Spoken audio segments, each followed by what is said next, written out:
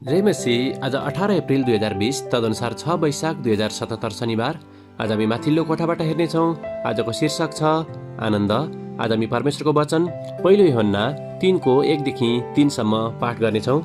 हेर, पिताले हामीलाई कस्तो किसिमले प्रेम गर्नुभएको छ कि हामी परमेश्वरका सन्तान भनी कहलिएकाहरू हौँ र साँच्चै हौँ पनि। यसै कारणले त संसारले हामीलाई चिन्दैन, किनभने त्यसले उहाँलाई चिनेन। प्रिय हो, हामी अहिले परमेश्वरका सन्तान हौँ र हामी के हौँला सो अहिलेसम्म प्रकट भएको छैन। यति जान्दछौँ कि जब उहाँ प्रकट हुनुहुन्छ तब हामी उहाँ जस्तै हुनेछौँ, किनकि उहाँ जस्तो हुनुहुन्छ हामी उहाँलाई त्यस्तै देख्नेछौँ। अनि जस्तो उहाँ पवित्र हुनुहुन्छ उहाँमाथि यो आशा राख्ने हरेक मानिसले आफूलाई पवित्र पार्छ। आमेन। अनि लेखक सपन्या 3को 17लाई यहाँ जोड दिनुहुन्छ। परमप्रभु तेरा परमेश्वर तसित अत्यन्तै आनन्दित हुनुहुन्छ। उहाँले आफ्नो प्रेममा तँलाई शान्त पार्नुहुनेछ। गीत गाएर उहाँ तेरो बारेमा रमाउनु हुनेछ। आमेन।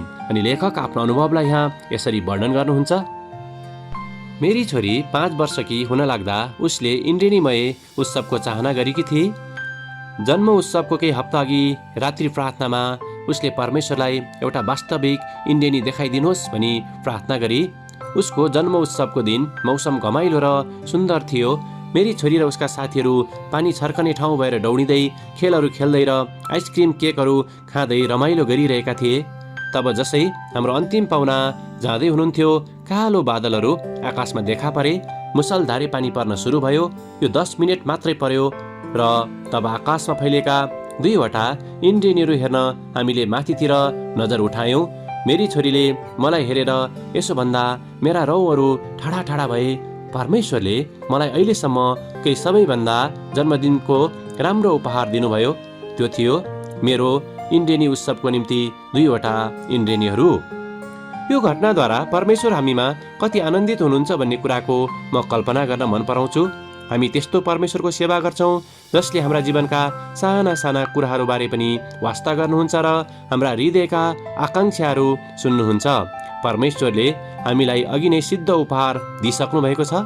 येशू ख्रीष्ट जो हाम्रो पापको निम्ति क्रुसमा मर्नुभयो, अझै पनि हामीलाई महान प्रेम दिएर र गीत गाएर उहाँ हामीमा आनन्दित भइरहनुहुन्छ र कहिलेकाहीँ इन्द्रेणीहरूद्वारा पनि। आमेन।